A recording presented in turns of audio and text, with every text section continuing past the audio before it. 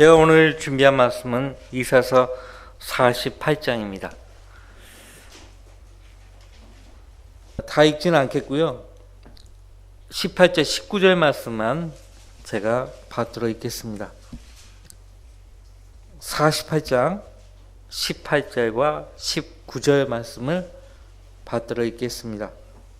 오 너는 내 계명들에 경청했어야 했도다. 그랬더라면 내 화평이 강 같았을 것이요 내 의가 바다의 파도 같았을 것이며 내 자손이 모래처럼 되었을 것이며 내 배의 후손이 자가 같아서 그의 이름이 네 앞에서 끊어지거나 멸망되지 않았을 것이니라. 하나님의 아쉬워하시죠. 자기 백성들을 향해서 아쉬워하시면서 말씀하십니다. 자신의 백성이 하나님의 계명들에 길을 내어 주었더라면 복을 풍성히 누리고 살았을 텐데 그러지 못했다는 것이죠. 오 너는 내 계명들에 경청했어야 했도다. 성경에서 48번째 책은요 갈라디아서입니다. 이사서의 각 장은 성경의 각 권에 해당된다고 했는데요. 지금 하나님은 이스라엘 백성이 하나님의 계명들에 복종했더라면 아브라함에게 약속하신 그 언약이 그 백성에게서 이루어질 수 있었다고 말씀하고 계십니다. 사도 바울은 갈라디아서 3장 8절 말씀에서 아브라함의 언약을 믿음으로 말미암아 구원받은 성도들에게 적용을 시키고 있습니다. 잠깐 갈라디아서 3장 8절 말씀 보세요. 갈라디아서 3장 8절.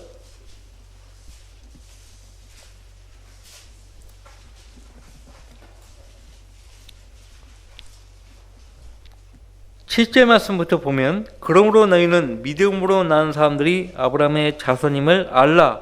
성경은 하나님께서 이방인들을 믿음으로 말미암아 의롭게 하실 것을 미리 보고 먼저 아브라함에게 복음을 전파하기를 내 안에서 모든 민족이 복을 받으리라고 하였느니라. 그러므로 믿음으로 난 사람들은 믿음이 있는 아브라함과 더불어 복을 받느니라. 이스라엘 민족은요 이 복을 걷어차버린 것입니다. 자, 아브라함이 어떻게 해서 이 복을 얻게 되었습니까? 하나님의 약속의 말씀을 믿었기 때문에 복을 얻을 수 있었던 것이에요. 그러면 그 아브라함의 자손이라고 한다면 그들의 조상 아브라함이 했던 것처럼 믿음 가운데서 하나님께 발견되어야 한다는 것이에요. 하지만 그들은 믿음 가운데서 발견되지 못했습니다. 누가 믿음 가운데서 하나님께 발견되는 것인가 하니까요. 하나님 말씀에 두려워하는 사람들이에요. 하나님 말씀에 떠는 사람들이죠. 하나님께서는 자신의 말씀에 떠는 자들과 함께 하시겠다고 말씀하셨죠. 하나님은 그런 자들로부터 공경을 받으시는 분이십니다. 이스라엘 민족은 갑자기 생겨난 민족이 아니었다는 것을 여러분은 잘 알고 계세요. 그래서 그들은 자기 민족의 정통성에 대해서요 대단한 자부심을 가졌습니다. 지금도 유대인들은 민족의 정통성에 대해서요 엄청난 자부심을 가지고 삽니다. 1절 말씀 보세요. 이사서 48장 1절 말씀 보시면 오 야곱의 집아 이 말을 들으라. 너희는 이스라엘의 이름으로 칭함을 받고 유다의 물들에서 나왔으며 주의 이름으로 맹세하고 이스라엘의 하나님을 언급하나 진리로도 아니요 의로도 아니로다. 뭔가 문제가 있죠. 자, 주의 이름으로 맹세하고 이스라엘의 하나님을 언급하지만 진리로도 아니고 의로도 아니라고 하나님이 말씀하십니다. 누구에게 문제가 있는 거예요? 하나님께 있는 거예요? 그 백성에게 있는 거예요? 그 백성에게 있죠. 자, 이스라엘 민족은 하나님을 배제한 거예요. 그들 삶에서 하나님이 계시할 자리를 다른 것으로 대체한 거예요. 그래서 진리를 배제하고 하나님의 의를 배제한 채 자기들의 방식에 따라 하나님을 섬기려고 했다고요. 이것이 그들의 문제였어요. 그들이 하나님을 그들의 삶에서 첫째로 모시지 않았던 이유로 이방 민족의 지배를 받았죠. 지금도 집시들처럼 세계 각국으로 흩어져 살고 있는 것이에요. 하나님은 일제 말씀에서 그들이 이스라엘 하나님을 언급하지만 진리로도 아니요 의로도 아니라고 말씀하셨는데요. 그 이유를 4절에서 밝혀요. 4절. 이는 내가 완고하며 내 목은 새 근육이요 내 이마는 노쇠임을 내가 알았기 때문이라. 계속해서 하나님 앞에서 목이 굳어 있었던 거예요. 목이 굳어 있어요. 완고하며 내 목은 새 근육이요 내 이마는 노쇠입니다. 무슨 말이에요? 교만에 있는 거예요. 교만에 있는 거예요. 잠언 29장 1절 말씀에 자주 책망을 받으면서도 목이 굳은 자는 갑자기 패망을 당하리니 도움이 없으리라. 교만한 사람의 특징이 무엇인가 하니까 자기가 교만해 있다는 걸 모른다는 데 있어요. 영적으로 교만한 사람은요, 자기가 지금 교만해 있다는 걸 몰라요. 이게 문제입니다. 그래서 자주 책망을 받으면서도 목이 굳어 있어요. 지금 그들 목이 쇠 근육이라고 말씀하십니다. 이마는 노쇠라고 말씀하십니다. 왜 그런가? 하나님을 자기 삶에서 첫째로 모시지 않은 거예요. 하나님을 자기 삶에서 첫째로 모신 사람은요, 잠자리에서 일어났을 때 제일 먼저 주님을 찾습니다. 오늘 잠자리에서 일어났을 때 하나님이 가장 먼저 떠올랐다면 여러분은 지금 하나님의 장중에 있는 거예요. 하나님의 사랑을 받고 사는 것이에요. 하나님을 자기 삶에서 첫째로 모시는 사람은 주님께 엎드려서 기도하며 주님의 영광을 구하죠. 그는 말씀에 펼쳐놓고 그날 하루 인도받을 주님의 말씀을 읽고 묵상한 말씀을 마음에 새겨 넣습니다. 이것이 지극히 정상적인 그리스도인의 생활이에요. 여러분의 생활이 정상적인지 보세요. 오늘날 거의 대부분의 성도들은 주님이 첫째가 되지 못합니다. 그들은 하나님의 영이 아닌 이 세상의 영의 지배를 받고 살아가요. 이 세상의 영, 이 세상의 영은 누구예요? 마귀예요. 지금 이 세상 사람들을 누가 지배하고 있는 거예요? 마귀가 자신의 영으로 지배한다고요. 사도 바울은 우리가 하나님께 받은 영은 세상의 영이 아니라 하나님의 영이라고 했어요. 정말 그렇습니까? 내가 받은 영이 세상의 영이 아니고 하나님의 영이라면 세상의 영의 지배를 받지 않고 하나님의 영의 지배를 받고 사는 것이 당연한 거예요. 하지만 성령으로 거듭났어도 여전히 이 세상의 영의 지배를 받고 살아가는 사람들이 아직도 우리 가운데 있는 거예요. 문제죠. 세상의 영을 따라가는 사람들은 예수 그리스도를 담대하게 증거하지 못해요. 세상 친구들과의 우정을 끔찍히 여긴 나머지 그 친구들에게 소중한 복음을 전하지 못하는 거예요. 그 친구가 오늘 죽으면 지옥에 갈 것을 뻔히 알면서도 그 친구를 잃어버릴까봐, 그 친구가 나를 떠날까봐, 또 자기 체면 때문에 복음을 전하지 않는 거예요. 그러면 어떻게 돼요? 그 친구를 영원히 잃어버릴 수 있다는 사실을 아셔야 돼요. 영원히 잃어버리는 거예요. 영원히. 그 친구가 나를 떠날까 봐 그게 두려워서 복음을 전하지 않는다? 그러면 그 친구는 나에게서 영원히 떠나는 거예요. 어떻게? 지옥으로 가게 하는 거죠. 지옥으로 간 친구는 자신에게 복음을 전하지 않은 친구를 향해서요, 배신감을 가지면서 그 지옥에 들어가 슬피 울며 이를 가는 거죠. 배신감을 가지고 나를 향해 이를 가는 거예요. 한번 생각해 보세요. 내 친구가 지옥에 들어가서 나를 향해 이를 간다. 영원히. 생각해 보세요. 물론 일을 간다는 것은 자기 죄 때문에 일을 가는 거예요. 고통을 받으면서 그 형벌이 너무 감당하기 어려우니까 일을 가는 거예요. 하지만 어떤 사람들은 원망과 그 배신감으로 어떻게 나한테 그럴 수 있는가 일을 가는 거예요. 주님이 첫째가 되지 못한 사람들의 삶은 매우 형식적이에요. 이스라엘 백성들처럼. 주님은 그들에게 말씀하십니다. 너희 위선자들아, 이사야가 너희에 관하여 잘 예언하였도다. 말하기를 이 백성이 입으로는 나에게 다가오고 또 입술로는 나를 공경하여도 그들의 마음은 내게서 멀도다. 사람들의 계명들을 교리들로 가르치니 그들이 나를 헛되이 경배한도다라고 하였느니라. 마태복음 15장 7절로부터 9절 말씀이에요. 예수님이 몸을 입고 내려오신 하나님 아닙니까? 그 하나님이 직접 눈앞에서 이스라엘 백성들이 하나님을 섬기는 그 모습을 보고요, 이 말씀하시는 거예요. 헛되이 경배한다. 헛되이.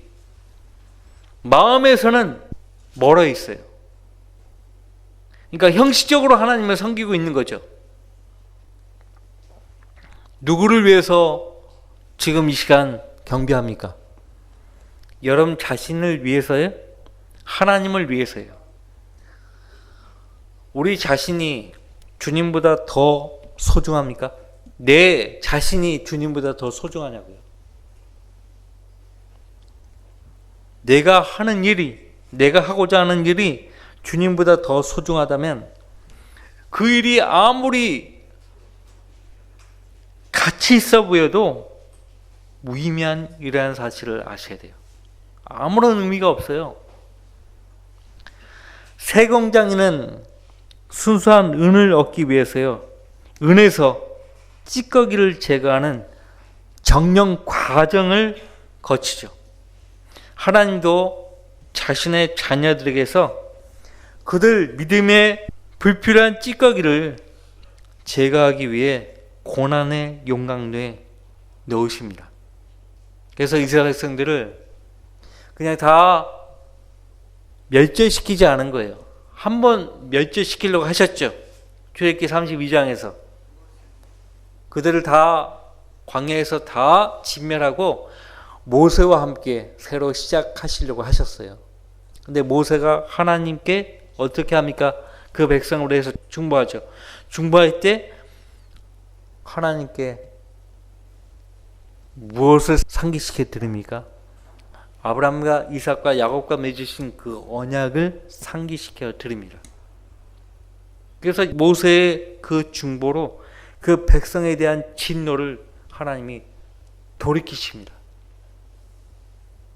중보자가 필요해요. 중보자가 필요하다고. 네. 누군가가 나를 위해서 기도하는 사람이 없다면 나는 사탄에게 넘겨주는 거예요. 사탄에게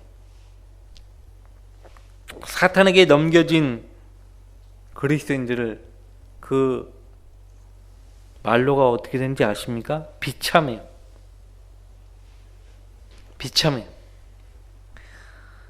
자, 죽이실 수 있어요. 하지만 그건 하나님 뜻이 아니에요. 하나님은 그를 바로잡아서 사용하기를 원하세요. 바로잡으려면 고난의 용광로가 필요한 거예요. 신명기 4장 20절 말씀 보세요. 신명기 4장 20절.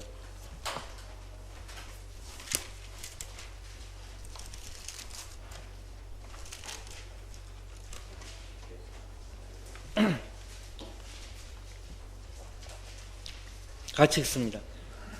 신명기 4장 20절. 그러나 주께서 너희를 택하셨고 너희를 첫 영광로 즉 이집트에서 이끌어 내시어 오늘날에 너희와 같이 그분께 유업의 백성이 되게 하셨느니라. 이스라엘 백성이 약속의 땅으로 들어오기 전에 이집트에서 무려 400년간 요셉을 알지 못하는 그 왕 밑에서 엄청난 고역을 치렀죠. 노예의 삶을 살았다고요. 그 이집트를 가리켜 철 용광로라고 말씀하십니다. 그러니까 예수님이 요한복음 10장에서 내가 그들을 위하여 기도하는 것은 그들을 데려가시라는 것이 아니었고 그 말씀하시죠. 우리가 구원받자마자 하나님이 계신 한나라로 다 데려간다면 누가 이 땅에 남아서 복음을 전합니까? 누가 하나님의 사랑을 전하겠습니까? 주님이 우리를 위해서 기도하실 때 세상에서 그들을 데려가시는 것이 아니었고라고 분명히 기도하신 거예요. 그러니까 세상에 남기시는 여러 가지 이유가 있어요. 연단입니다. 이 세상은 우리에게 무엇인가? 고난의 용광로예요. 그 이상도 그 이하도 아니에요. 근데 이 세상을 다른 목적으로 바라보는 사람들이 있어요. 육신의 정욕을 만족시키는 그 목적으로 이 세상을 사용하는 사람들이 있다고요. 그리스도 안에 있으면서 세상을 바라볼 때 그런 목적으로 바라보는 거예요. 근데 어디까지나 그리스도인들에게 이 세상은 어떤 곳이라고요? 고난의 용광로예요. 이집트는 세상을 예표합니다. 세상을 상징해요. 언제까지나 우리가 이 세상에 있지 않습니다. 연단을 받으면 하나님이 데려가시는 거예요. 자,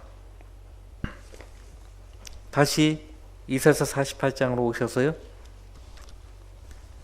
하나님께서 자신을 위해서요, 자기 백성을 고난의 용광로에 넣겠다고 말씀하십니다. 집어넣겠다고 말씀하세요. 거기 9절 10절 말씀 보세요. 내가 내 이름을 위하여 나의 노함을 늦출 것이며 나의 영예를 위하여 내가 너희에 대해 참아서 너를 끊어버리지 아니하리라. 보라, 내가 너를 정련하였으나 은과 함께하지 아니하고 고난의 용광로에서 너를 택하였노라. 고난의 용광로를 지나가게 돼 있어요. 하나님의 자녀라면 반드시 고난의 용광로에 들어가게 돼 있다고요. 우리는 세상이라는 고난의 용광로 안에 들어와 있어요. 어떤 형태든지 고난을 받게 돼 있다고요.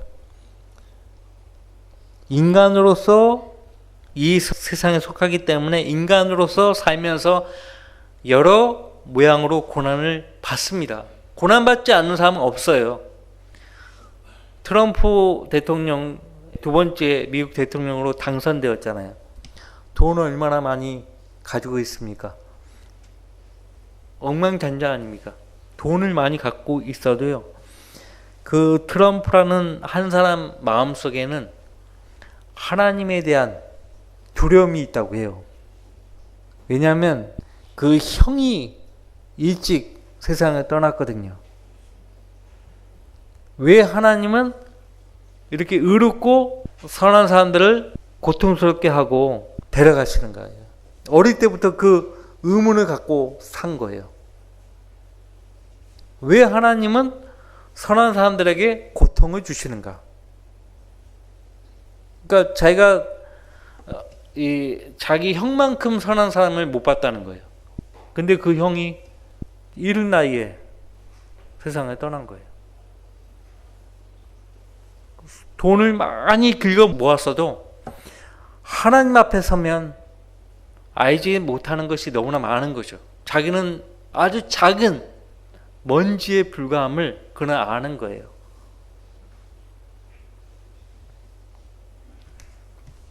자, 트럼프뿐이겠습니까? 사람은 누구나 이 세상이라는 고난의 용광로에 들어와 있는 거예요. 그 사람이 알든 모르든 간에 우리는 그리스도인으로서 하나님의 자녀들로서 이 고난의 용광로에 있는 겁니다. 이걸 잊지 마세요. 그러니까 하나님께서 나에게 여러 모양의 고난들을 허락하실 때는 다 이유가 있어요. 그분의 뜻이 있다고요. 그래서 나에게 내 인생에 아주 극심한 어려움이 찾아왔다 하면 하나님께서 감당하라고 허락하신 거예요. 1차적으로. 그리고 하나님이 뜻이 있어서 나에게 허락하신 거예요. 내가 당장 그 뜻이 무엇인지 모를 수 있고요. 하나님이 알려주지 않으실 수 있어요. 대개의 경우는 알려주지 않아요. 먼 훗날 알게 해주십니다. 당장 고난받는 그 순간부터는 몰라요. 하지만 순순히 우리가 순종하는 겁니다. 하나님이 나를 다루시려고 고난을 허락하셨다는 것은 분명한 것이니까 순복해야 돼요. 순복해야 돼요. 그리고 우리가 받는 고난들은 잠깐뿐이라고 말씀하고 있어요. 잠깐이다. 영혼 가운데 계시는 하나님 입장에서는 우리는 길고 긴 고난이어도 하나님 입장에서는 잠깐이에요. 잠깐이라고. 그리고 겪어보면 훗날에 돌아보면 그때 참 어려웠지만 하나님께서 감당케 하셨다는 것에 대해서 감사하게 됩니다. 감사하게 돼요. 자, 이것은 하나님이 자기 백성들을 고난의 용광로 가운데서 집어넣으시고 결국 그들을 택하신 것은 그분 자신을 위해서라고 말씀하십니다. 그분 자신을 위해서. 11절 나 자신을 위하여 곧 나 자신을 위하여 그것을 행하리니 어찌 내 이름을 더럽게 하리요 내가 나의 영광을 다른 자에게 주지 아니하리라. 그러니까 무슨 말이냐면 이 고난을 통해서 우리는 하나님께 영광을 돌려야 되는 거예요. 영광을 돌릴 수 있는 기회를 얻게 된 거예요. 사도 베드로가요 말하죠. 영광을 돌리라고. 그 고난을 통해서 하나님께 영광을 돌리라고 권면합니다. 자, 베드로전서 1장의 말씀을 읽어드리겠습니다. 1장 6절 7절 그러므로 필요하다면 너희가 여러 가지 시험으로 잠시 슬퍼할 수밖에 없지만 그것을 크게 기뻐하는 것은 너희 믿음의 시련이 불려서 단련될지라도 없어져 버리는 금보다 훨씬 귀하게 되어 예수 그리스도께서 나타나실 때에 칭찬과 존귀와 영광을 받게 하려 함이니라. 세공장이가요 금과 은을 정련할 때 그 찌꺼기 불순물이 다 제거되면 정련 작업을 멈춰요. 하나님께서는 우리 믿음을 연단할 목적으로 고난들을 계속해서 허락하신다는 거예요. 네. 고난을 받는 성도 입장에서는 슬퍼할 수밖에 없어요.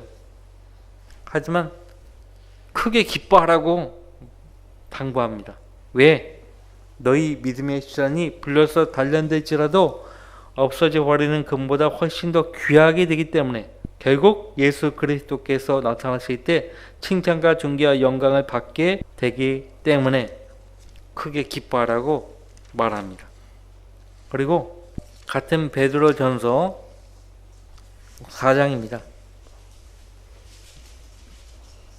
4장 12절 사랑하는 자들아 너희를 연단시키려는 불같은 시련에 관하여 너희에게 어떤 이상한 일이 일어나는 것처럼 이상하게 여기지 말고 도리어 너희가 그리스도의 고난에 참여하는 자들이 되는 것이니 즐거워하라.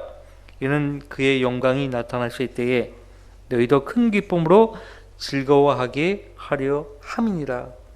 너희가 그리스도의 이름을 위하여 요구당하면 복이 있느니라. 이는 영광의 영 곧 하나님의 영께서 너희 위에서 안식하시고 계시기 때문이니라. 그들의 편에서는 그분께서 비방을 당하시나 너희의 편에서는 영광을 받으시느니라. 이 구절이 삭제되고 없어요. 개혁성경에. 그들의 편에서는 그분께서 비방을 당하시나 너희의 편에서는 영광을 받으시느니라. 이 구절이 삭제되고 없다고요? 15절 너희 중에 누구도 살인자나 도둑이나 행악자나 다른 사람들의 일에 간섭하는 자처럼 고난을 당하지 않게 하라. 무슨 말이에요? 이런 사회적인 죄를 범하다가 적발되어서요 심판받고 재판받고 감옥에 들어가는 일이 없도록 하라 이거예요. 그런 고난을 자초하지 말라는 거예요. 16절 그러나 만일 너희가 그리스도인으로서 고난을 당하면 부끄러워하지 말고 오히려 그 일로 인하여 하나님께 영광을 돌리라. 우리는 그리스도인으로서 고난을 받는 거예요. 네, 그리스도인으로서 고난을 받는 것이냐 세상 사람들로서 고난을 받는 것이냐 달라요. 목적도 다르고 또 과정도 다르고 결과도 다릅니다. 우리 모두는 우리 의지와 관계없이 이 세상이라는 고난의 용광로 가운데 있음을 잊지 말아야 됩니다.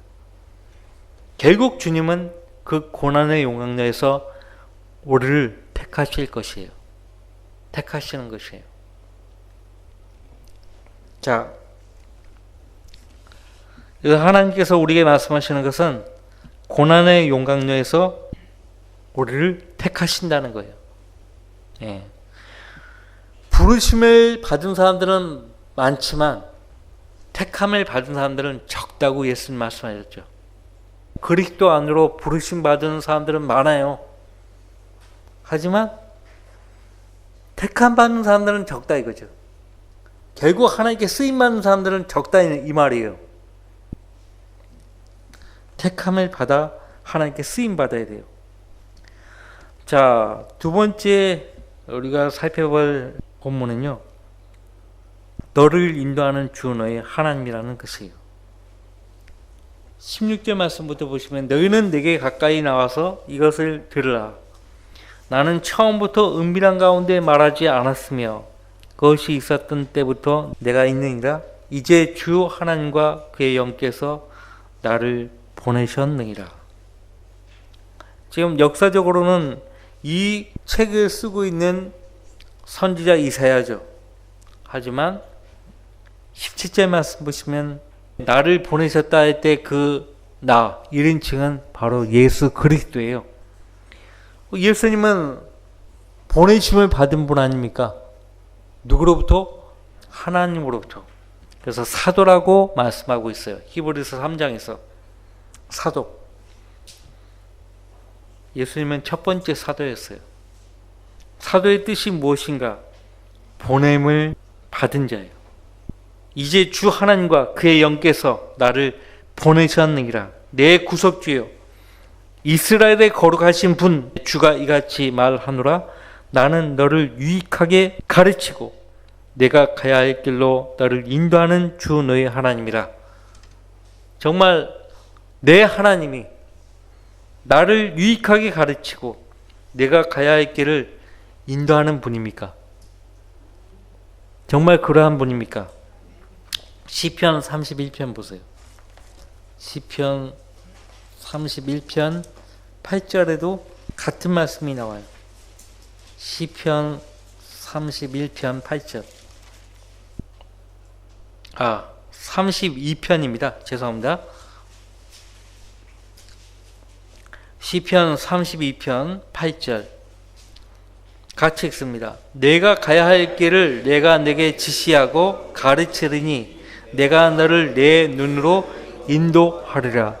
내 눈으로 인도한다는 말은 하나님이 자신의 자녀들을 향해서요, 한눈 팔지 않는다는 거죠. 눈뿐인가요? 그분의 기도, 그 자녀들의 그 기도와 간구에 향해 있다고 말씀하고 있어요.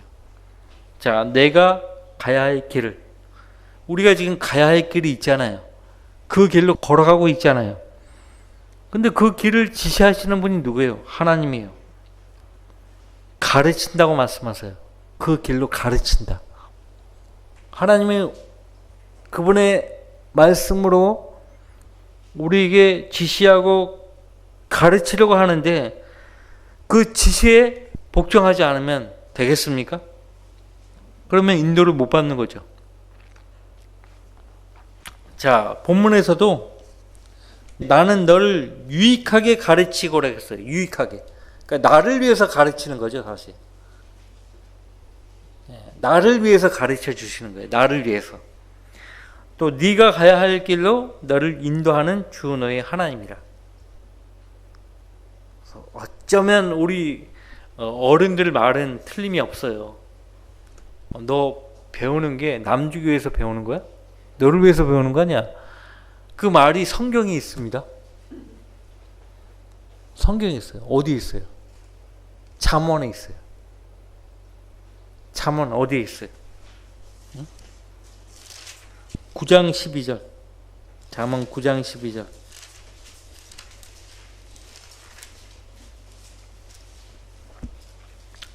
잠언 9장 12절. 내가 현명할지라도 내 자신을 위하여 현명하게 될 것이요 내가 비웃을지라도 내가 홀로 그것을 감당하게 되리라 하느니라. 자, 말씀을 통해서 우리가 진리의 지식에 이르게 되잖아요. 그러면 지혜를 얻게 되죠. 현명하게 되죠. 그럼 내 자신을 위하여 현명하게 될 것이라고 하나님 말씀하십니다. 우선 우리 자신의 유익을 위해서요, 하나님이 우리를 가르치시는 거예요. 지시하시고 가르치신다고요. 우리 유익을 위해서요. 먼저 우리 자신의 유익을 위해서. 하나님께서는 이스라엘 백성의 유익을 위해서요, 가르치신 분이에요. 그들이 가야 할 길로 하나님이 인도하신 것을 우리가 보죠. 출애굽기와 민수기의 기록을 통해서 보죠. 아침이 되면 구름 기둥으로 그들을 앞서 인도하셨고, 밤이 되면 불 기둥으로 그들을 앞서 그들의 길을 인도하셨어요. 자, 그럼에도 불구하고 이 백성은 계속해서 하나님의 계명들의 귀를 내주지 않았습니다. 하나님의 계명들의 귀를 내줬더라면 18절에 내 화평이 강 같았을 것이요 내 의가 바다의 파도 같았을 것이라고 말씀하십니다. 이 구절로 인해서요, 감리교 창설자 존 웨슬리 목사가 여러분이 어릴 때부터 귀락교에서 들었던 복음성가 있어요. 찬송가입니다. 원래 내게 강 같은 평화, 내게 강 같은 평화 들어보셨죠? 이 48장 18절 말씀을 근거로 해서요, 작사 작곡이 된 거예요. 내게 강 같은 평화, 내게 강 같은 평화. 우리가 하나님 말씀에 귀를 내주고 마음을 내주고 복종하면 화평이요, 강같이 밀려오는 거죠. 강같이. 이 화평이, 평안이 강같이 밀려오는 마음의 평안을 누려본 적이 있나요? 여러분들 지금껏 살면서. 첫 번째는 내가 구원의 복음을 들었을 때, 그래서 그 복음의 말씀에 순종함으로써 구원받을 때 강같이 밀려오는 화평을 내가 처음 맛보는 거죠. 아니, 그때 내가 강같은 화평을 맛보지 못했을지라도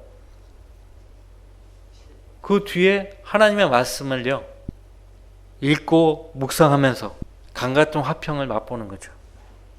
그죠? 내 의가 바다의 파도 같았을 것이며 내 의가 내 의라고 말씀하시요. 지금 신약시대의 의는 하나님의 의 곧 예수 그리스도의 의라고 말씀하고 있죠. 빌립보서 3장에서 바울서가 말하죠. 나의 의는 하나님의 의라고 말하죠. 우리는 죄 가운데 태어났어요. 우리의 의로운 행실로는 우리를 구원할 수 없었어요.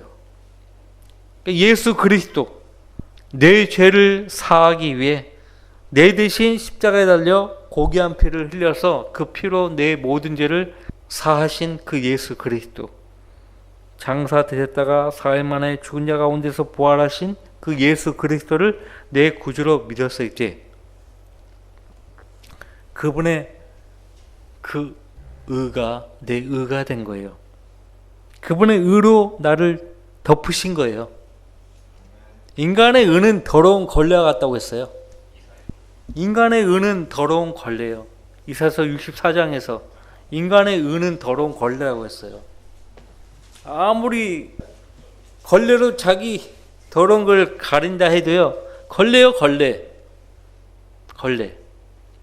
아담과 이브가 하나님과 동행했을 때는 부끄러운 줄 몰랐어요. 근데 이제 범죄하니까 서로 부끄러움을 알게 되잖아요. 뭘로 가린 거예요? 무화과 나무 잎으로 가린 거예요. 근데 인간의 의는 더러운 걸레예요. 그 나무 잎은 더 형편없죠. 햇볕에 받으면은 말려버리잖아요. 또 꺾어서 또 가리고 또 꺾어서 가리고 소용없어요. 예수 그리스도의 피, 그 피로 구속받은 성도들은요 영혼이 안전한 거예요. 그 피로 완전히 가려버린 거예요. 하나님이 우리를 보실 때요 그 아들의 피를 보시는 거예요. 그러니까 우리가 하나님과 규제 가운데 있게 되면요 하나님은 신실하시고 의로우셔서 그 아들의 피로 우리를 모든 죄에서 깨끗하게 하신다고. 규제 가운데 있는 동안에는 우리가 깨끗함을 입는 거예요. 그 아들의 피로 깨끗하게 하신다고 성경 말씀하고 있어요. 예. 자, 하나님과 규제를 등한시하면 안 되겠죠. 자, 세 번째 22절 말씀 보시면요. 이사야서 48장 22절 주가 말하노니 악인에게는 화평이 없느니라고 말씀하십니다.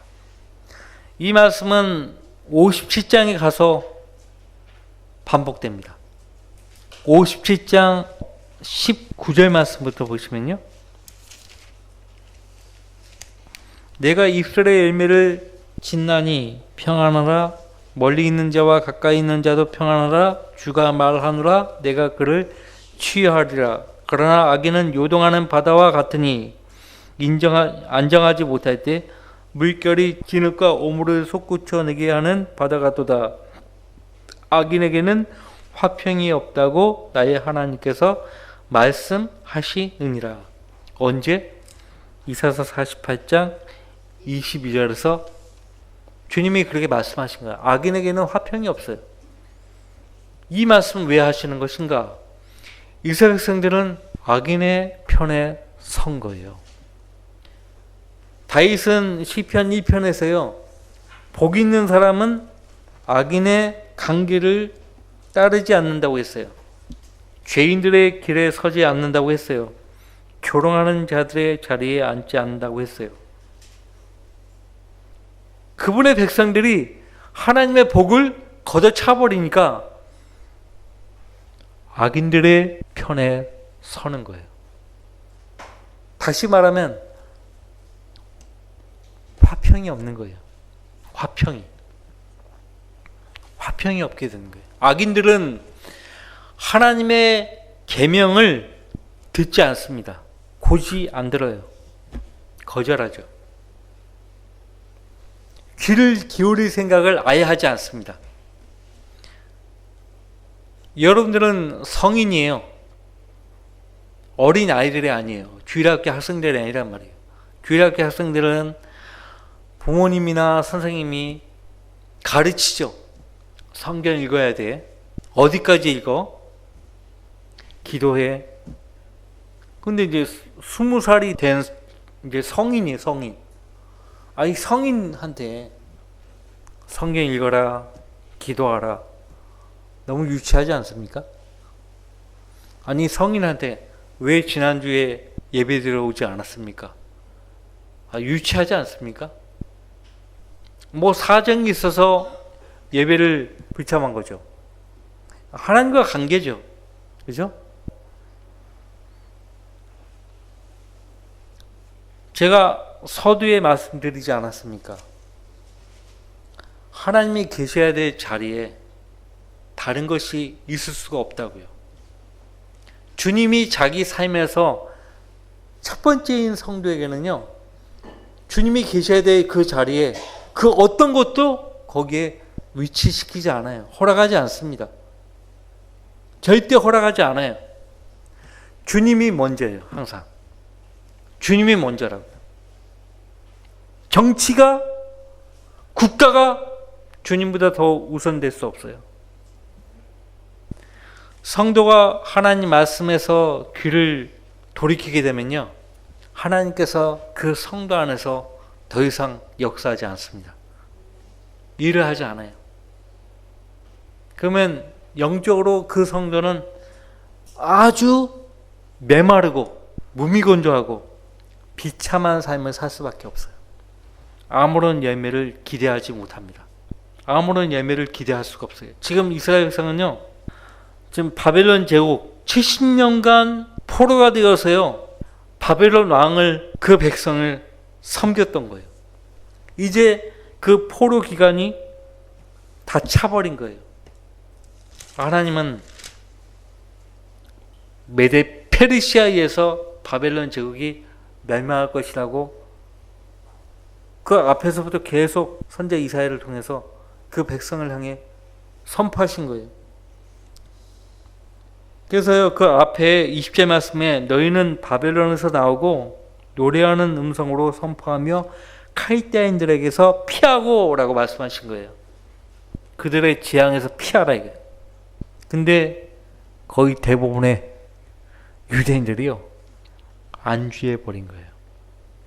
70년 동안 완전히 바벨론 제국의 백성들과 함께요, 완전히 안주해 버린 거예요. 우리는 조만간 주님이 하늘로부터 부르시면 올라갑니다. 단 한 사람도 이해 없어요. 하나님 너무 좋습니다, 이 세상이. 좀 더 즐기고 싶고 좀 더 뭔가 하고 싶은데요, 아니에요. 하나님이 오라 그러면, 이리 올라오라 그러면 올라가야 되는 거예요. 한 사람도 이해 없어요. 자, 마지못해서 올라갈 성도가 있으면 곤란해요.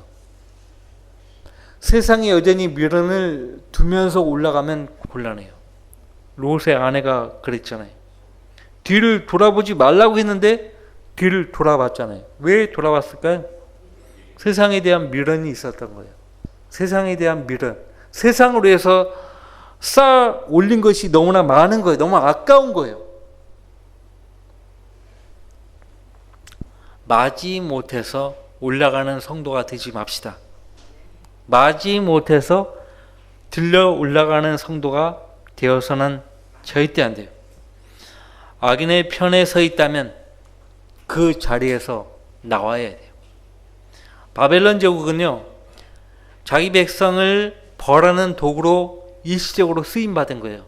하지만 바벨론이 메데 페르시아에 의해서 멸망된 것은 왕관 덕에, 왕관 이후로 하나님이 자기를 사용하신다라고 처음에는 그렇게 알고 임했는데 점차 시간이 지나니까요, 바벨론 제국의 왕들이요, 하나님을 무시하는 거예요.